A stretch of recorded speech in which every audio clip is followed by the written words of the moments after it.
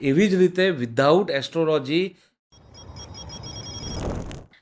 ઘણા લોકો કહેતા હોય છે કે એસ્ટ્રોલોજી અને વાસ્તુ સેમ છે, લાઈક સેમ વર્ક કરે છે, અને એમાં પ્લેનેટ શું કામ કરે છે એ જણાવશો? રાઈટ. વાસ્તુ અને એસ્ટ્રોલોજી હંમેશા કનેક્ટેડ જ છે પહેલેથી.